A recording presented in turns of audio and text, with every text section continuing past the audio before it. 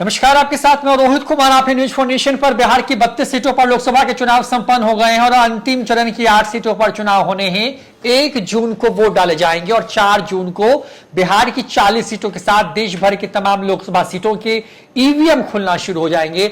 और सत्ता में आ कौन रहा है, इस पर से पर्दा जो है 4 जून को दोपहर होते होते लगभग उठ जाएगा। बड़ी बात यह है कि एक तरफ प्रधानमंत्री नरेंद्र मोदी तीसरी बार हैट्रिक लगाने के लिए चुनावी मैदान में हैं, तो दूसरी तरफ जो है इंडिया अलायंस है और इसमें विपक्ष के तमाम लगभग बड़े दल जो है वो शामिल हैं। बिहार की बात करें तो बिहार में भी कुछ ऐसी ही स्थिति है। एक तरफ नीतीश कुमार बीजेपी के साथ, चिराग पासवान, जीतन राम मांझी और कुशवाहा को लेकर के जो है अपनी जोड़ी बनाकर के चुनावी मैदान में है, तो दूसरी तरफ जो है तेजस्वी यादव कांग्रेस और लेफ्ट की पार्टियों के साथ साथ मुकेश सहनी को साथ लेकर के बिहार में अपनी किस्मत आजमा रहे हैं। साल 2019 के लोकसभा चुनाव के नतीजे आए थे उसने सबको चौंका दिए थे। बड़ी बात यह है कि बिहार की 40 में से 39 सीटें एनडीए जीत गई थी, आरजेडी को 0 आया था। तेजस्वी यादव करीब 250 चुनावी जनसभाएं कर चुके हैं। दूसरी तरफ प्रधानमंत्री मोदी 15 बार बिहार आ चुके हैं, 15 सभाओं को संबोधित कर चुके हैं और तमाम बड़े दिग्गज लगातार प्रचार कर रहे हैं।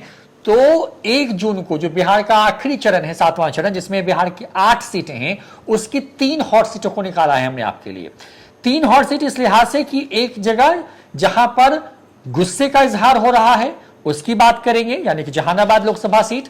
फिर बात करेंगे बक्सर की, वहां पर भीतरी बनाम बाहरी की लड़ाई चल रही है। मुकाबला जो है वहां पे चतुष्कोणीय है, यानी कि 4 जो प्रतिद्वंदी हैं वो आमने सामने हैं। और तीसरी सीट होगी बिहार के नालंदा की, जो नीतीश कुमार का गृह जिला है, और नालंदा में क्या चलेगा इसी पर विस्तार से बात करेंगे। एक एक करके तमाम सीटों के बारे में बातचीत करेंगे। शुरुआत करते हैं भूमिहारों के गढ़ कहे जाने वाले जहानाबाद की। हमारे साथ में हमारे सहयोगी देवांशु मौजूद हैं। देवांशु, जहानाबाद में पिछले बार ही नीतीश कुमार ने एक अलग प्रयोग किया जब भूमिहारों के हाथ से सीट को लेकर के चंद्रेश्वर चंद्रवंशी को उन्होंने मौका दिया, वो सांसद बन गए बहुत कम के मार्जिन से। मुझे लगता है कि बिहार में सबसे लो मार्जिन से जीती गई लोकसभा की सीट थी 2019 में। बिल्कुल 1751 वोट से ही जीते थे चंद्रेश्वर चंद्रवंशी। बिहार में सबसे कम मार्जिन से जीतने वाले सांसद थे।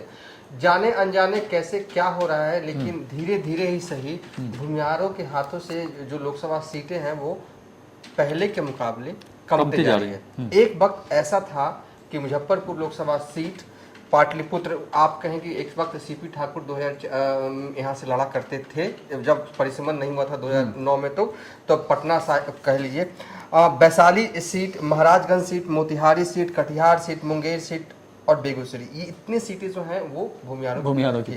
धीरे धीरे ये कमता जा रहा है। कमा कौन, मुजफ्फरपुर, पाटलिपुत्र रख लीजिए और वैशाली रख लीजिए, एनडीए वाले फोर्ट साइड से मैं बात कर रहा हूँ, ठीक है। तो धीरे धीरे ये सीटें कमती जा रही है। जहानाबाद सीट भी जो है यहाँ से भूमिहार लड़ते थे, लेकिन 2019 में नीतीश कुमार ने प्रयोग किया, चंद्रेश्वर चंद्रवंशी साहब को उतारा, जीत गए जैसे तैसे, कहें या कहें कि तेज प्रताप यादव की बदौलत वो जीत गए चुनाव, ठीक है। लेकिन इस बार जब जहानाबाद में उम्मीदवार के नाम का ऐलान नहीं हुआ था, तब ये पॉलिटिकल कॉरिडोर में ये गॉसिप थी कि नाम जो भी हो जेडीयू की तरफ से, लेकिन वो नया होगा। लेकिन नीतीश कुमार ने पुराने वाले उम्मीदवार को फिर से जो है उतारा। प्रचार जब शुरू हो रहा था जहानाबाद में, तो कई जगह जो है वो, सबसे पहले तो आशुतोष कुमार जो है वो उन्होंने ऐलान कर दिया कि वो चुनाव लड़ेंगे। और जब ये देखा गया कि जहानाबाद के जो भूमिहार है वो मौजूदा सांसद और मौजूदा जो जेडीयू के उम्मीदवार हैं उनसे नाखुश है, वो बड़े बड़े भूमिहार, एक तरह से कह सकते हैं बड़े बड़े भूमिहार डॉक्टर हो गए, इंजीनियर्स हो गए, उनके पक्ष में वहाँ पर प्रचार करने जा रहे थे मोहल्लों में और टाउन में, लेकिन फिर भी बात बनती हुई जो है वो नहीं दिख रही थी। फिर अंततोगत्वा नीतीश कुमार ने अरिस्टो फार्मा, जो कि जहानाबाद क्या पूरे बिहार भर में एक बड़ा नाम है और खासकर जहानाबाद के लोग तो उन्हें बहुत ही मानते हैं क्योंकि वो वहीं के रहने वाले हैं। अरिस्टो फार्मा के एमडी भोला सिंह कमान संभालते हैं, नीतीश कुमार से मुलाकात होती है उनकी, नीतीश कुमार उनको भेजते हैं और जो जेडीयू के प्रत्याशी हैं जहानाबाद से, उनके लिए प्रचार करते हैं, जब चुनावी जनसभा को संबोधित करते हैं और वे कहते हैं कि नीतीश कुमार ने उन्हें कहा है कि अगली बार भूमिहारों को उचित प्रतिनिधित्व दिया जाएगा। ये एग्जैक्ट लाइन था कि सीएम नीतीश कुमार ने उनसे कहा, यानी कि जो नाराज भूमिहार है उन्हें मनाने का ये एक टैक्टिक्स। और रही बात अरिस्टो फार्मा के जो एमडी हैं भोला सिंह कई सामाजिक कार्यों से जुड़े हुए हैं और खासकर जहानाबाद इलाके में, फिर भी अभी तक बात जो है वो बनती हुई नहीं दिख रही है।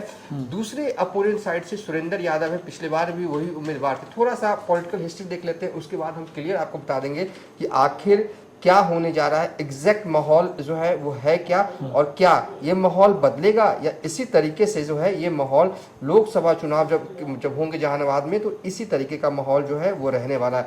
जेडीयू जीतेगी जहानाबाद या हारेगी, हम सब कुछ बताएंगे। लेकिन सबसे पहले 2019 में क्या हुआ था ये देखिए। चंदेश्वर चंद्रवंशी ही उम्मीदवार थे तब 2019 में, और सुरेंद्र यादव भी तब उम्मीदवार थे। महज 1751 वोट से जो है वो जीते थे। किसी भी तरीके से जेडीयू जो है वो जीत गई थी ये सीट। और जहानाबाद में कुल 6 विधानसभा क्षेत्र हैं। अरवल से महानंद सिंह CPI-ML के विधायक है, कुर्था से बागी कुमार वर्मा RJD के विधायक है, जहानाबाद से सुदय यादव RJD के विधायक है, घोसी से रामबली यादव CPI-ML के विधायक हैं, मखदूमपुर से सतीश दास RJD के विधायक है, अतरी से अजय यादव जो है वो विधायक हैं। 6 जहानाबाद लोकसभा क्षेत्र के अंदर 6 विधानसभा क्षेत्र आते हैं और जहां पर एनडीए के एक भी विधायक नहीं है। Point to be noted. अब दूसरा, सांसदों की सूची थोड़ी सी देख लेते हैं। हम वहां से सांसदों की सूची देखेंगे जहां से अभी तक के चुनाव का इम्पैक्ट है। 1952 से नहीं देखेंगे, हम देखेंगे 1998 से।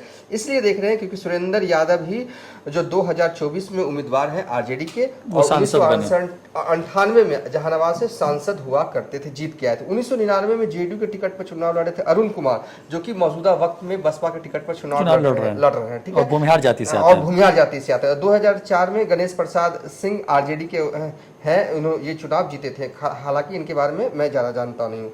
जगदीश शर्मा जेडीयू के सांसद हुआ करते थे, 2009 में चुनाव जीते थे। अरुण कुमार जो कि मौजूदा बसपा से उम्मीदवार है, वो RLSP के टिकट पर चुनाव लड़े थे और 2014 में जीते थे। और जेडीयू के चंद्रेश्वर प्रसाद जो कि पिछली बार भी जीते थे। एक फैक्टर बहुत ही कॉमन है यहाँ पर कि 1998 से हम ये सूची दिखा रहे हैं, और जहानाबाद लोकसभा चुनाव का एक नेचर ये है रोहित कि वहाँ पर सांसद रिपीट 1998 के बाद एक भी नहीं हुए हैं। इस लिहाज से ये मतलब चुनाव भी अलग होने जा रहा है। जेडीयू को हारना है, RJD को जीतना। RJD को ये मैं नहीं कह सकता। कुल 4 कांटेदार या कहें कि दमदार उम्मीदवार या कहें कि जोरदार उम्मीदवार जो हैं वो जहानाबाद में हैं। जेडीयू के उम्मीदवार हो गए, RJD के तो हो गए, बसपा के उम्मीदवार अरुण कुमार जो कि 2 बार यहाँ से सांसद रह चुके हैं और भूमिहार जाति से हैं। वो लड़ने ही इसलिए आए हैं क्योंकि उनको हवा का रुख का पता चल गया कि लगा उन्हें कि जहानाबाद के भूमिहार नाराज हैं तो उनका चांस बनता है, तो वो चुनाव लड़ रहे हैं। ठीक है, आशुतोष कुमार चुनाव लड़ रहे हैं, वो क्योंकि वो भी भूमिहार जाति से आते हैं और वो भी इसलिए लड़ रहे हैं क्योंकि भूमिहार उनको समर्थन कर रहे हैं, उनको ऐसा लग रहा है और लगा कि भूमिहार यहाँ के एकदम बिल्कुल नाराज है तो मौका चांस बन सकता है।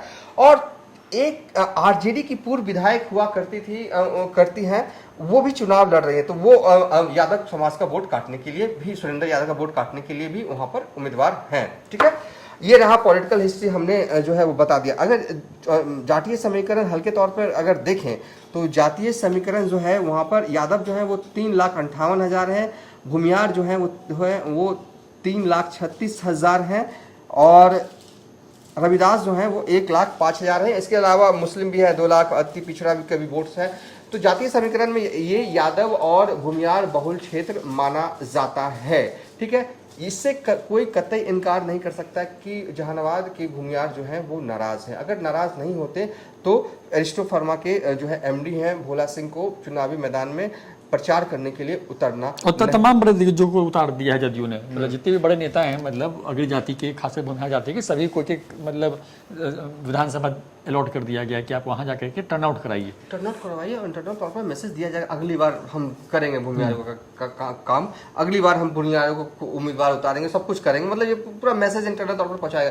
अब होगा क्या यहाँ से मतलब कि चंद्रवंशी जो जेडीयू के उम्मीदवार हैं वो जीत सकते हैं क्या? जो कि सुरेंद्र यादव है जो जीतते जो कई दफा लगातार रह जा रहे हैं, क्या वो इस बार जीत सकते हैं? तो अगर मैं कहूँगा यहाँ पर आज की तारीख के हिसाब से, क्योंकि चुनाव 1 तारीख को होना है, आज की तारीख के हिसाब से मुझे लगता है कि एज जो है वो RJD के उम्मीदवार को है, इससे कतई इनकार नहीं किया सकता, क्योंकि जेडीयू के उम्मीदवार से तो नाराज हैं वहाँ के भूमिहार मतदाता, और यही सबसे बड़ी चिंता का विषय है। और होते हैं ना कि जहानाबाद के भूमिहार को आप इस तरीके से इधर उधर नहीं कर सकते हैं, और बड़े इंटैक्ट होते हैं, और वो बोरा खोलने वाला सिस्टम भी यहाँ पर काम नहीं करेगा। बोरा खोल भी दीजिएगा ना तो पता चले जहाँ देना है वहीं पर दिया जाता है। तो मतलब कि बहुत इंटैक्ट है और बहुत जागरूक भी है, ठीक है। बहुत ये सब मसला है। आज की तारीख के हिसाब से आरजेडी के जो उम्मीदवार हैं सुरेंद्र यादव, उनको एज है। हालांकि उनके वोट बैंक में भी सेधमारी करने के लिए एक और यादव वहाँ चुनावी रन में है, लेकिन फिर भी एज मुझे यहाँ से दिखा दे रहा है। अभी थोड़ा 3-4 दिन का वक्त प्रचार अभी बाकी है, तो हो सकता है कुछ टर्नअप, कुछ चीजें अचानक हो जाए तो नहीं कहा सकता, लेकिन आज की तारीख के हिसाब से भारी हैं, मतलब सुरेंद्र यादव दिख रहे हैं। और ऐसा इसलिए नहीं, आरजेडी की वजह से भारी नहीं हुए हैं, अपोनेंट की वजह से ऑटोमेटिक भारी हो गए हैं।